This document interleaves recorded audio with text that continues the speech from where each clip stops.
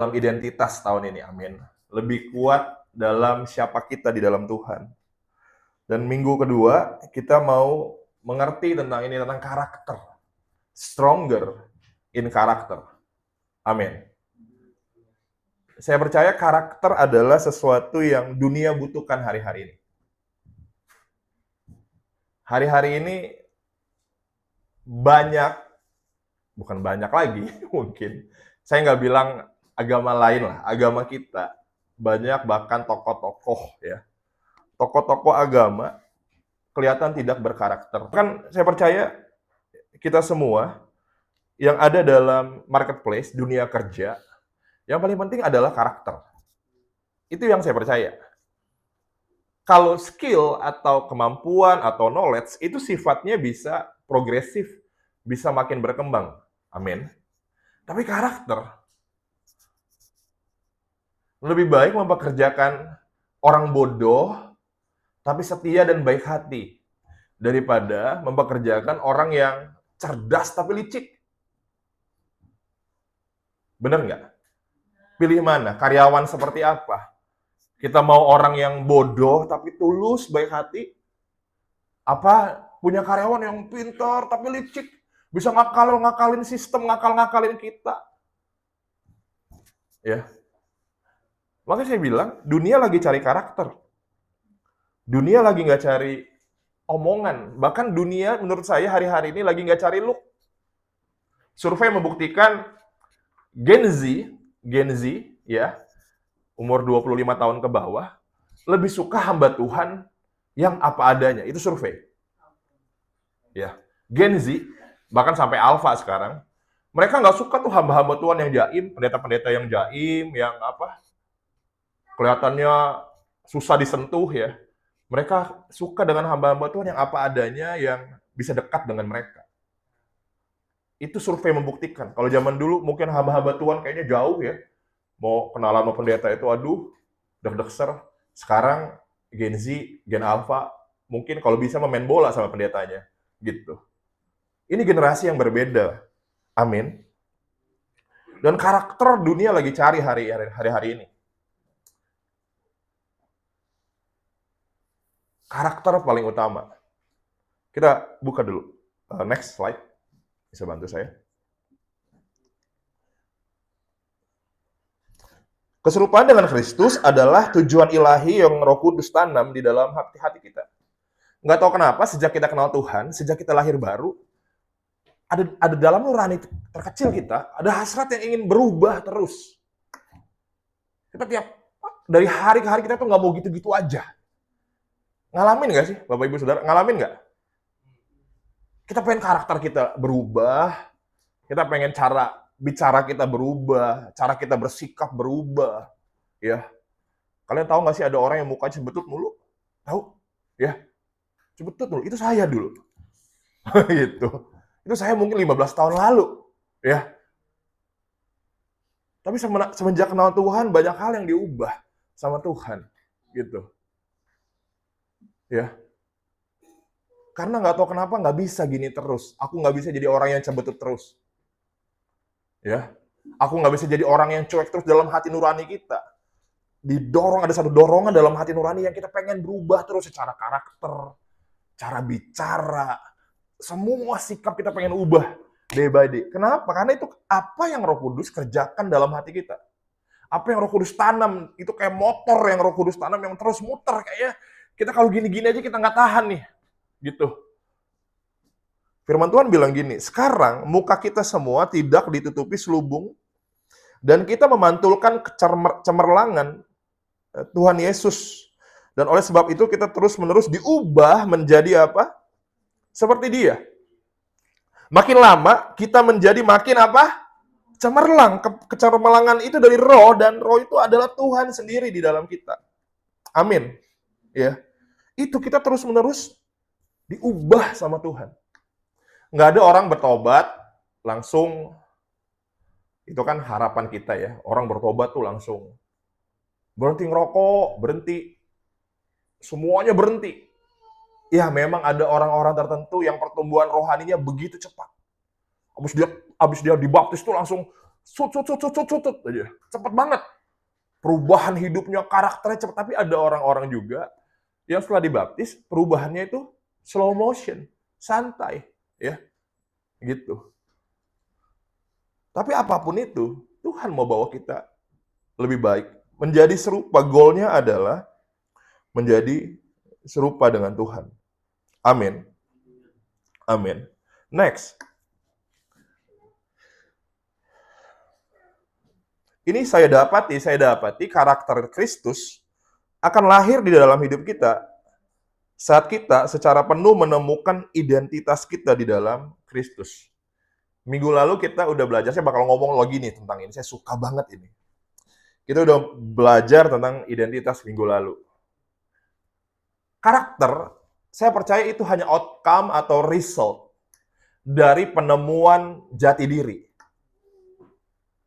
Saya percaya itu. Orang yang nggak pernah menemukan identitas, karakternya akan sulit berubah. Karakter hanya outcome, gitu.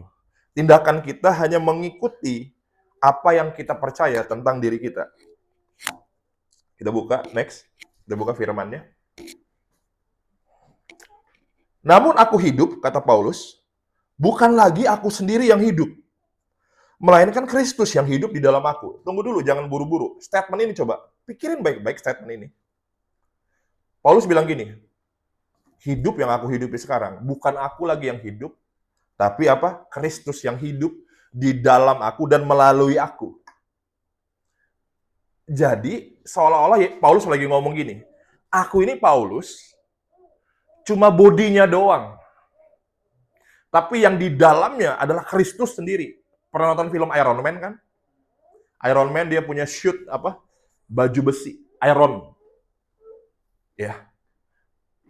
Yang di dalamnya sebenarnya Iron Man atau Johnny Stark. Sorry, Johnny Stark. Sorry. Mohon maaf, saya salah sebut. Tony Stark maksud saya.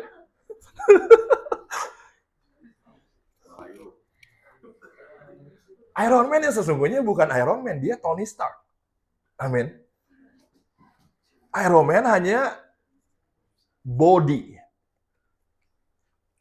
Paulus lagi menggambarkan seperti, aku yang sekarang sebenarnya bukan aku, tapi Kristus yang hidup di dalam aku. Aku hanya bodinya Iron Man tergantung apa yang Tony Stark pikirin. Benar nggak sih? Dia mengikuti secara literally, dia ngikutin apa yang Tony Stark pikirin. Tony Stark mau angkat tangan, bodinya juga ikut. Jadi Paulus menggambarkan, hidupku itu bukan aku lagi loh. Tapi Kristus yang bergerak, aku ngikutin aja gitu. Ini statement gini terlalu dalam untuk dipikirin. Bahkan saya seringkali kalau direnungin, apakah saya akan nyampe di titik ini? Dalam kerohanian, nggak ada yang tahu. Itu seolah-olah bukan dia lagi loh yang hidup. Tapi Kristus, Holy Spirit yang benar-benar bergerak. Artinya semua tindakan yang Paulus lakukan, nggak sembarangan. Nggak iseng. Dia nulis kitab, bukan karena dia iseng. Nggak ada kerjaan di penjara lah. Buat apa tah gitu. Nggak gitu. Semua didorong oleh Kristus sendiri.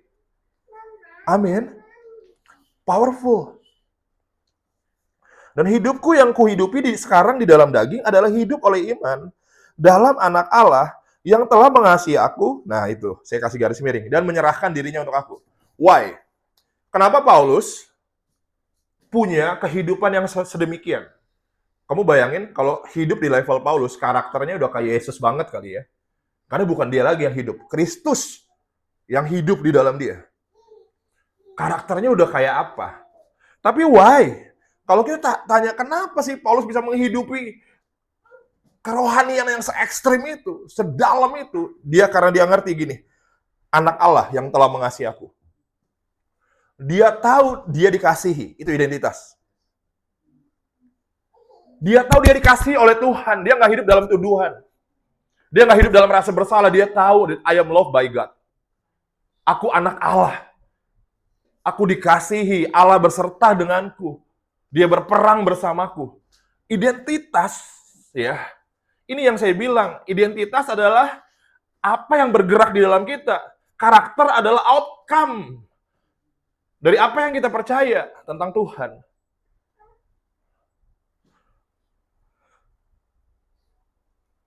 Karakter adalah buah dari identitas. Makanya kita kan kalau orang Kristen nih seringkali, aduh ini orang nggak berubah-berubah ya. Jangan-jangan bukan kita sering fokus sama tindakan apa yang di luar. Kok orang ini nggak berubah-berubah ya? Mungkin yang perlu diubah bukan tindakan, lebih ke apa? Identitas. Apa yang dipercaya di hatinya tentang siapa dia. Amin. Kenapa anak-anak broken home itu rata-rata nggak semua. Orang yang broken home bandel-bandel. Kenapa? Karena mereka mereka bertumbuh dalam satu kenyataan, aku tidak dikasihi. Papa aku kemana, mama aku kemana, nggak ada yang sayang sama aku. Akhirnya mereka tumbuh jadi pribadi yang pemberontak. Karena identitasnya kosong. Identitasnya hilang. Amin. Next. Namun, saya percaya juga, di zaman sekarang, ada penghalang besar, ada tembok besar yang menghalangi karakter Kristus bisa lahir dalam kerohanian seseorang. Jangan biarkan, next, sudah. Jangan biarkan karakter dasar kita menjadi alasan untuk kita tidak diubahkan. Ini kebohongan besar tentang gambar diri. Nih, sorry ya, saya akan menyinggung beberapa orang, tapi please pegangan. Saya emang nggak suka ketemu orang-orang, saya kan introvert. Kita berpegang kepada gambar diri yang bukan Kristus. Nih, kita bakal coba. Next, coba liatin berikutnya. Itu nggak bisa jadi alasan. Karakter dasar bawaan kita dari lahir bukanlah apa ya? Bukan sesuatu yang valid sifatnya, begitu ya. Nih, ada 4 karakter manusia. Sanguinis yang pertama adalah orang yang ceria, suka charper dari kecil, suka joget sana, joget sini, suka nyanyi, ya, gitu. Ceria, komunikatif, pintar ngomong, otaknya kosong, nggak bercanda, ya. Komunikatif, spontan, banyak ide, ya, banyak ide. Ceria, orangnya lucu. Ada koleris, tegas. Wah, ini dia nih, pemimpin, target oriented, nggak bisa. Itu visi. Kita mesti capai itu. Ini orang kelas straight, nggak bisa telat, nggak boleh telat. Wah gitu, ini orang-orang yang begitu tuh. Pemimpin. Nah, karakter sanguinis dan koleris, ini tipikal orang-orang yang ekstrovert. Karena mereka berurusan dengan orang. Ya, ini udah bawaan orok, bawaan pabrik. Karakter dasar, nggak bisa diubah. Ya, itu udah bawaan kita itu, mesin awal. Mesin awal kita gitu. Ya. Terus ada yang melankolis, ini yang dikit-dikit nangis, ya. Overthinking, ya. Sensitif, ya. Analitif, itu. Merhatiin orang. Kayaknya pakai baju dia terus, si Jeko pakai baju terus deh. Gitu. Pakai celana gak ganti-ganti 2 bulan gitu. Ada yang apa? Pragmatis, diam aja, orangnya diam, tenang. Ada masalah, ada apa, dia nggak bakal komentar. Udahlah, nggak apa-apa, yang penting jalan. Ya. Melankolis dan pragmatis adalah orang-orang introvert yang senangnya menyendiri. Aku capek di luar. Aku pengen mikir aja di rumah. Bayangin di rumah cuma pengen mikir. Pengen ngapain lu di rumah aja, boy? Mikir. Lu di rumah aja kemana aja nggak keluar-keluar. Ngapain? Mikir. Mikir? Mikir apaan? Kita orang-orang koleris, orang-orang ekstrovert kagak paham. Gitu. Nah, tapi seringkali nih gambaran-gambaran ini menjelaskan siapa kita. Tapi belum tentu itu tujuan kita. Belum tentu kita harus selamanya seperti itu. Kita akan membatasi karya Roh Kudus kalau kita berpikir begini. Aku kan melankolis. Aku kan introvert. Tapi Tuhan panggil kamu jadi hamba Tuhan. Yang harus ketemu dengan orang-orang. Kamu nggak bisa bilang gini, aku nggak mau Tuhan, aku introvert. Itu buat orang ekstrovert. Akhirnya goalnya Tuhan nyampe nggak? Nggak nyampe. Seringkali kita lebih percaya dengan karakter dasar kita daripada karakter Kristus yang kita baca tadi, apa? Berubah dari hari ke hari. Kita nggak boleh stuck di situ. Kita nggak boleh stuck di karakter dasar kita. Aku mau begini, udah. Nggak usah diapa-apain, aku begini. Emang begini aku mau orangnya. Kita sering ngomong gitu toh. Emang aku mau begini. Serah lu dah. Nggak gitu. Cermin kita bukan ini. Cermin kita bukan karakter dasar kita. Aku mau begini selamanya. Enggak. Cermin kita adalah karakter Kristus. Itu adalah tujuan akhir kita. We want to be like Jesus. Kita nggak boleh stuck di dalam ini. Saya nggak pernah peduli kamu introvert, extrovert, no. Be like Jesus. Nggak ada alasan. Nggak ada alasan. Be like Jesus. Orang extrovert ini kan susah mau doa. Pengennya keluar terus pelayanan, ketemu orang, suruh doa sendirian di rumah. Berat. Boring. Di rumah ngapain denger lagu worship, gini-gini, boring. Aduh, gue pengen ketemu orang. Belajar, buka buku, baca. Boring orang extrovert tuh, stres. Ya, pengennya ketemu orang, main sana-sini, pelayanan, ke kampung kemana. Otaknya kosong. Karena nggak punya waktu buat diri sendiri. Buat belajar, buat berdoa. Saya nggak bilang orang extrovert bagus, banyak yang ngaco juga. Orang extrovert tuh kalau ngomong, udah ngomong, nggak berhenti.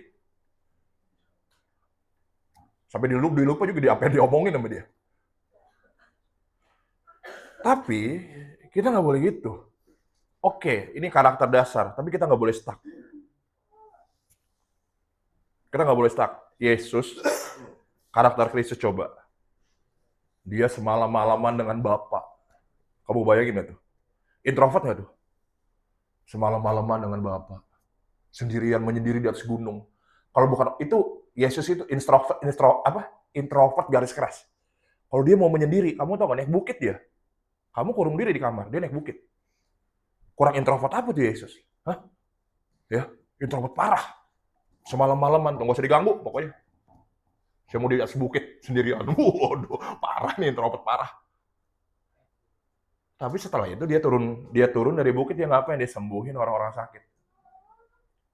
Dia ketemuin para pelacur, dia duduk sama orang-orang pendosa.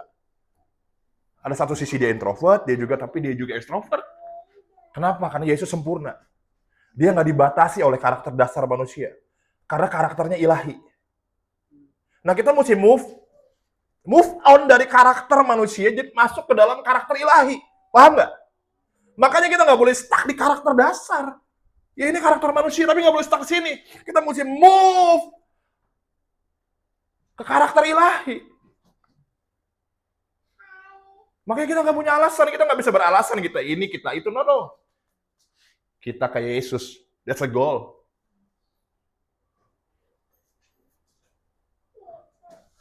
Makanya balik lagi ke identity.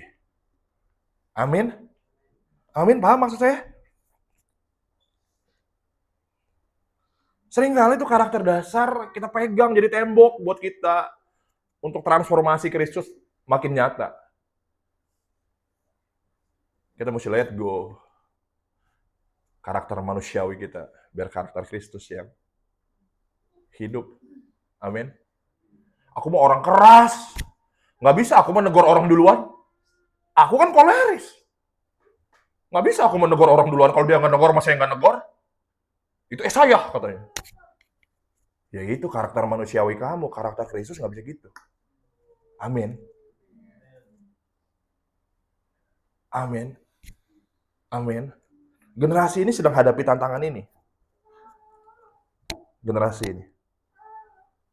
Saya percaya dengan gambaran-gambaran karakter dasar, percaya banget.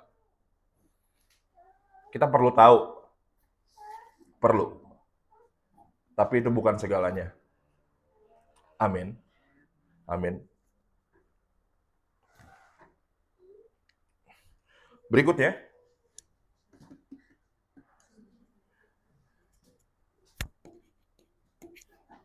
Sudah? Karakter Kristus terbentuk dalam keintiman. Artinya gini, kalau nggak dekat sama Tuhan, nggak dekat dengan Tuhan, nggak akan bisa kayak dia. Nggak bisa. Nggak bisa.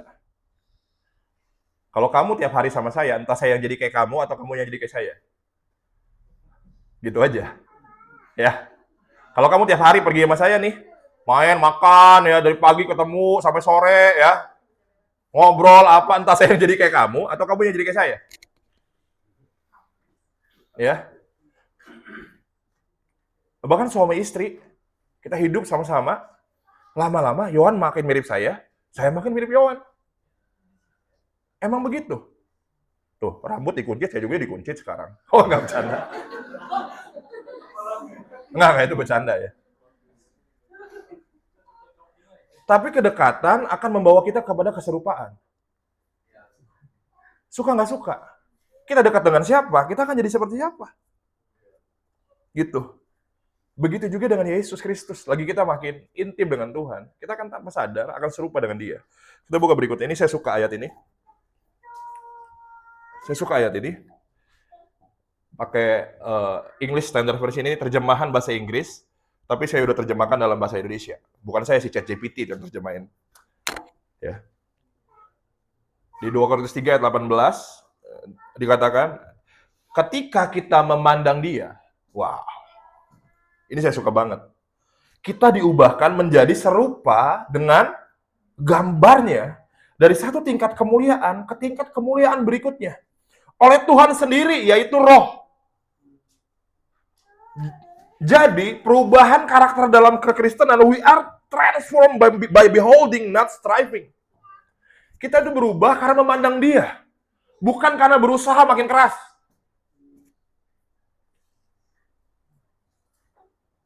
The more we behold, the more we change. Ya, kita nggak bisa bilang, aduh aku nggak mau ngomong kasar lagi. Itu namanya striving. Kita coba berhenti ngomong kasar, karakter-karakter yang jelek kita nggak bisa. Jujur kita nggak bisa ngubah diri kita sendiri, nggak bisa. Tapi we are transformed by beholding. Kita cuma pandang wajahnya lagi nyembah kayak tadi. The more we behold, the more we see Him, the more we become like Him. Makin kita lihat Dia, makin kita pandang Dia in the presence, dalam hadiratnya, makin kita diubahkan. Amin. Makanya hubungan dengan Tuhan, yang saya bilang saat teduh, bagi kita yang mau berubah, ngalamin perubahan karakter, kita nggak bisa kompromi lagi dengan saat teduh. Karena itu adalah, that's the moment when we behold unto Him. Itu momen di mana kita memandang wajah Tuhan. Kita nggak pandang layar handphone, kita nggak pandang siapa-siapa, kita cuma, I want to see you Jesus, just you. Itu momen-momen di mana kita diubahkan. Amin. Amin. 2026 yuk kita bangun, kita konstruksi ulang nih kehidupan doa kita. Suka nggak suka, kita mesti ada momen setiap hari, entah 10 menit, saya nggak peduli 5 menit, kita mesti duduk sebentar dan Yesus, dari 24 jam yang aku punya, aku cuma mau duduk sebentar dan pandang wajahmu, that's all. Amin. Amin. Saya rindu jemaat RCC bertumbuh secara karakter, sikap hati berubah, gaya hidup berubah. Semua itu akan nyusul saat karakter kita diubahkan Tuhan. Next. Nah, ini yang seru. Karakter kita dibentuk dalam masalah. Masalah adalah jalan Tuhan membentuk karakter. Setuju? Amin. Saya boleh kesaksian nggak? Saya sering kesaksian, tapi saya kesaksian terus nggak apa-apa. Ya, bosen-bosen dah. Saya masih ingat, lagi gereja ini awal baru mulai 4 tahun lalu. 4 tahun lalu ya. 2000 berapa ya? 2021. 5 tahun lalu ya berarti. Awal gereja ini mulai, tau nggak? Orang yang datang itu sampai nggak muat gedung. Ruangan itu 100 orangan mah ada, 100 lebih lah. Tahun pertama tuh. Rame nggak ibadah? Rame. Orang sampai nggak kebagian tempat duduk loh. Ibadah pertama tuh, ibadah tahun pertama rame sekali, rame banget. Ya, dari yang bule, dari yang orang apa segala ada di situ. Kamu kebayang nggak seberapa besar kepalanya saya? Hah? Wih, baru gereja nih baru buka rame banget. Tahun pertama udah rame gini nih. Tahun depan, tahun kedua mah jadi 300 orang nih. Tahun ketiga jadi 500 orang. Tahun kelima 1000 orang. Wih, pede nggak? Pede. Kepalanya gede kayak balon. Mantap saya. Gitu. Sombong nggak? Sombong. 5 tahun lagi buat seminar nih bagaimana mengembangkan gereja. Wah.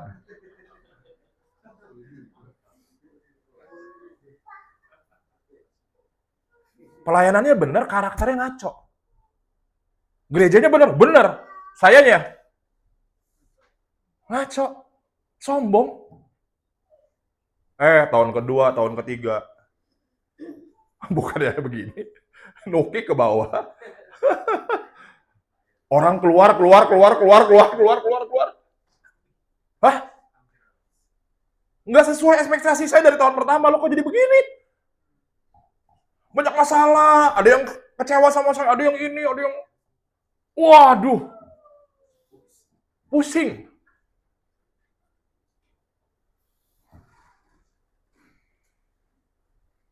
Saya bilang, kok kenapa gini ya?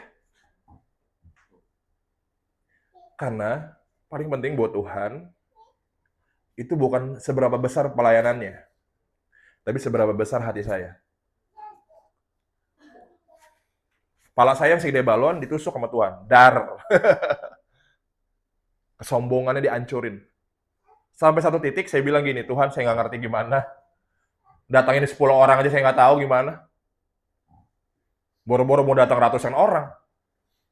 Tuhan mesti bawa kita ke dalam satu titik itu tuh. Dimana kita bilang gini, Tuhan aku nggak bisa andelin siapa-siapa selain Tuhan.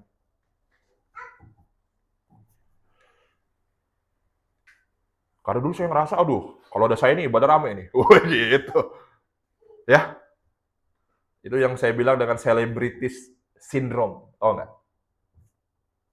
Tuhan hancurin, nggak bisa, Tuhan. Kalau engkau mau jadi hamba, nggak bisa gini-gini. Nggak bisa. Mesti rendah hati, hancurin. Kita baca ayatnya, coba.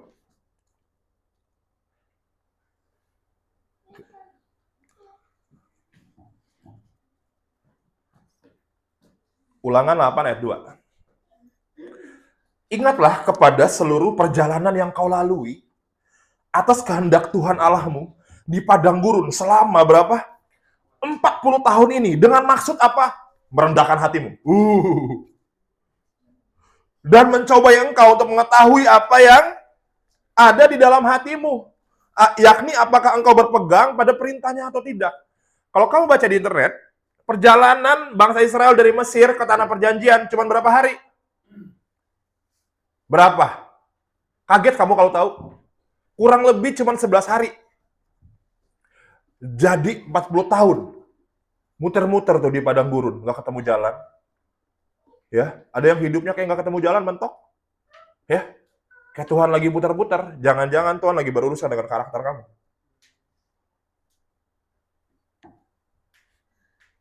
Harusnya 11 hari dekat begitu. Jadi 40 tahun. Karena Tuhan lagi urusan dengan bangsa Israel untuk merendahkan hatimu, katanya. Tuhan bawa mereka ke tanah Kanaan, aduh. Sekali tiup, geser tuh. 4 juta orang Israel dari Mesir ke Kanaan. Gampang nggak? Gampang, sekali tiup doang. 11 hari lewat, jadi 2 hari. Buat Tuhan mah gampang atuh. Problemnya bangsa Israel, hatinya belum siap. Kalau mereka masuk tanah Kanaan, tanah yang Tuhan janjikan, kacau semuanya. Tuhan berproses dulu dengan karakter. Bagi Tuhan, karakter lebih penting dari situasi. Jadi kalau kita mau situasi kita berubah, kita mesti berdoa Tuhan. Jangan buru-buru Tuhan ngomong, nuntut Tuhan terus, Tuhan, aku kok gini mulu. Jangan nuntut Tuhan mulu untuk ubah situasi. Mulai ngomong gini, Tuhan, Kalau situasi ini nggak berubah-berubah, maybe there is something wrong with my character. There is something wrong in my heart. Ubah hatiku lebih dulu. Ubah karakterku lebih dulu. Amin. Amin. Saya percaya kalau dalamnya berubah, segalanya berubah. Alkitab bilang pelita yang terang nggak bisa disimpan di bawah apa katanya? Gantang. Tahu gantang apa? Di bawah kolong. Terang itu nggak bisa disumputin di bawah kolong. Suka nggak suka dia mesti posisinya di atas. Kalau punya karakter ya, kalau kita punya karakter Kristus, tenang aja hidup kita pasti di atas. Nggak mungkin di kolong. Setuju nggak? Makanya yang kita kejar itu jadi pelita. Pasti dia bawa ke atas. Yang kejar jangan ke atasnya. Mau kamu di mana aja. Ada orang bilang gini, ini mental-mental anak daerah ya. Saya tabrak-tabrak ini. Anak-anak daerah, contohnya kayak kita di Lampung nih, selalu berpikir kita akan jadi something kalau kita ke Jakarta. Kita akan jadi something kalau kita akan ke somewhere. Anak daerah mentalitasnya gitu nggak? Wah, kalau kita ke Jakarta, kita bakal kerja dapat lebih banyak duit. Kita bakal jadi begini, jadi begono. Saya mau bilang begini, yang dikejar bukan lokasi. Nggak peduli kamu di mana. Kalau kamu pelita, pasti diangkat di atas. Bukan tentang tempat loh, bukan tentang di sana, di sini, tentang di sini. Kata siapa orang yang berangkat keluar kota akan hidupnya lebih baik? Banyak yang lebih amburadul kok. Jadi tempat nggak jamin something. Yang jamin something adalah your character. Lagi kita punya karakter Kristus, Tuhan pasti akan taruh di atas. Dimanapun kita ada.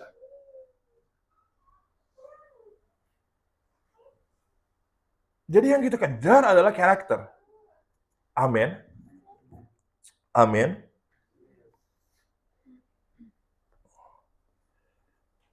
Coba next. Yang saya bilang karakter lebih penting dari janji Tuhan. Next. Berikutnya. Karakter Kristus terbentuk dalam kebersamaan. Nggak ada orang Kristen yang bisa, saya nggak butuh gereja, saya nggak butuh komunitas. Nggak bisa. Kita nggak bisa bilang kita bisa jalan sendiri. Amin.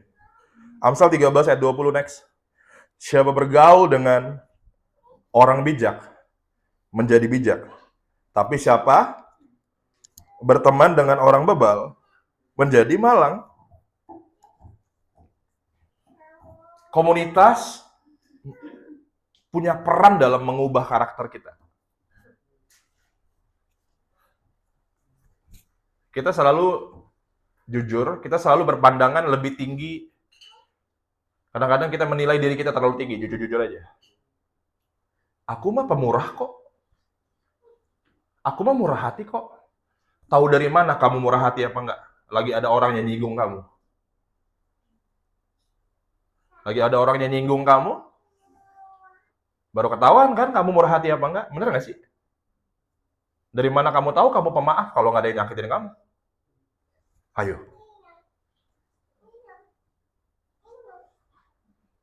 Dari mana kita tahu kita murah hati kalau nggak ada yang khianatin kita, yang nipu kita? Nah kalau kita cuma isolasi diri di kamar, gimana bisa kita dibentuk?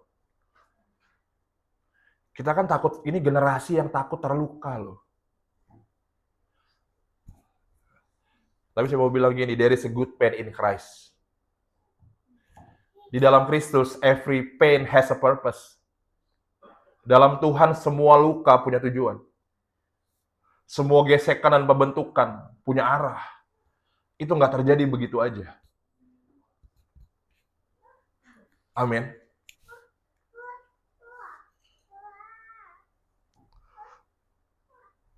Next. Saya segera topik terakhir. We are who we are under pressure. Kita adalah siapa kita saat kita di bawah tekanan. Itu sejatinya kita. Makanya saya bilang kenapa seringkali kita menilai diri kita terlalu tinggi. Iman aku mah kuat. Tiba-tiba Tuhan izinin. Nggak ada duit. Halo.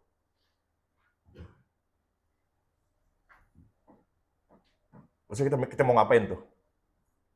Ya. Kita adalah siapa kita saat kita di bawah tekanan. Amin. Tekanan menunjukkan siapa kita. Tekanan itu baik, masalah itu baik. Buat tunjukin siapa kita sesungguhnya. Karena seringkali kita menilai diri kita terlalu tinggi. Peluburan adalah untuk perak, next. Peluburan adalah untuk perak. Dan pengapian untuk emas. Tapi Tuhan yang menguji hati.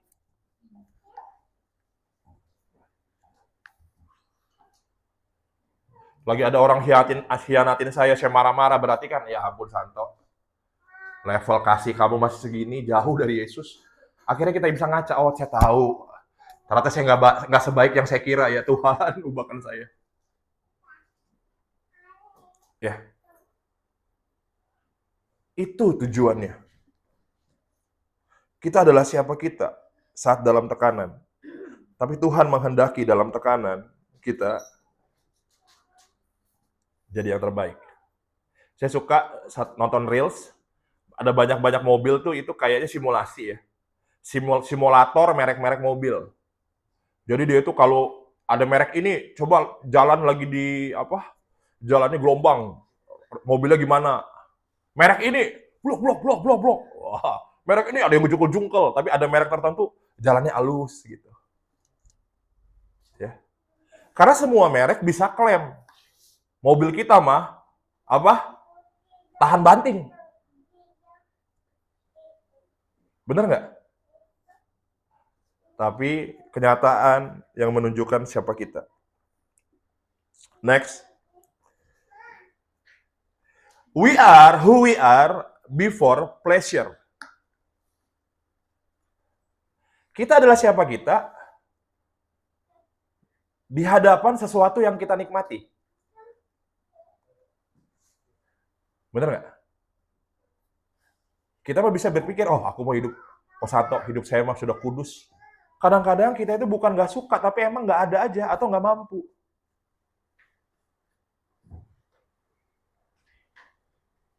Kenapa dia nggak selingkuh? Ya karena dia nggak ada duit. Coba kalau dia ada duit, jangan-jangan dia selingkuh. Bener nggak? Makanya we are who we are before pleasure. Kita tuh siapa diri kita di hadapan apa yang kita suka itu. Itu menunjukkan siapa kita. Aku mau nggak serakah. Dikasih duit 20 juta. Korupsi tuh kantor lu, sikat. 20 juta lagi. Kalau 5 juta gue tolak deh, 20 juta agak berat ya. Anak butuh uang sekolah. Nah.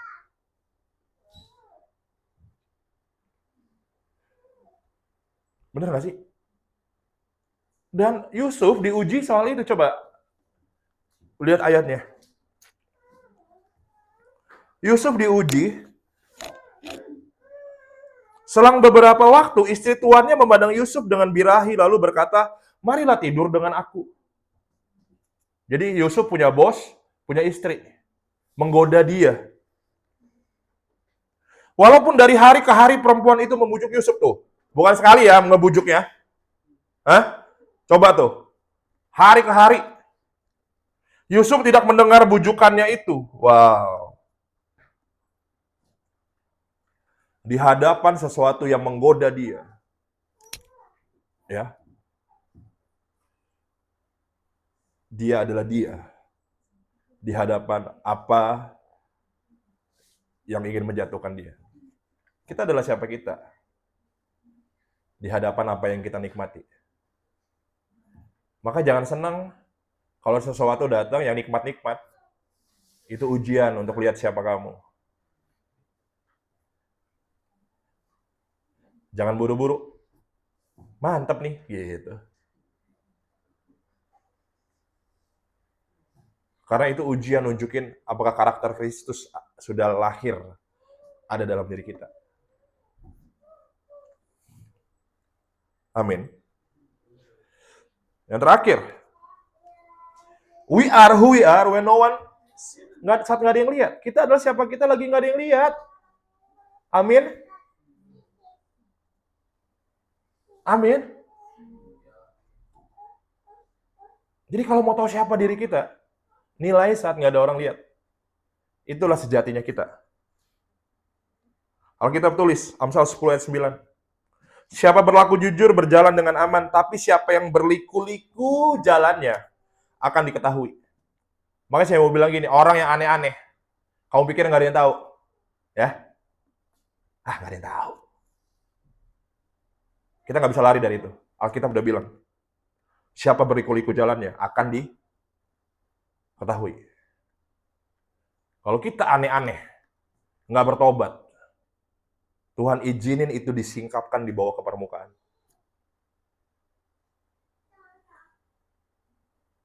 Akan terbongkar semuanya. Karena we are who we are when no one sees. Ya. Kalau hari-hari ini kita ada banyak hal di belakang kita, orang nggak tahu, nih kita masih, orang nggak tahu sih. Pastor Santo nggak tahu lah. Ketua Babel saya nggak tahu. Kita masih dealing dengan itu, beresin. Papa saya nggak tahu, orang tua saya juga nggak tahu. Jangan ada yang liku-liku ini. Kalau kita nggak beresin, ada waktunya. Akan apa? Tapi lagi itu muncul di permukaan, saya mau bilang itu bukan mempermalukan kita sesungguhnya. Tapi untuk mengubahkan kita. Tuhan udah kasih spare cukup waktu untuk kita beresin. Ya. Itu seperti simpan bangkai, tahu? Seperti simpan bangkai dalam rumah. Kalau kita diemin di situ, cepat atau lambat akan muncul ke permukaan. Tapi Tuhan mau kita beresin. Beresin apa yang perlu diberesin. Kita berlaku jujur, berjalan dengan aman. Amin. Saya percaya tahun ini adalah tahun di mana Tuhan ingin buat karakter kita lebih kuat.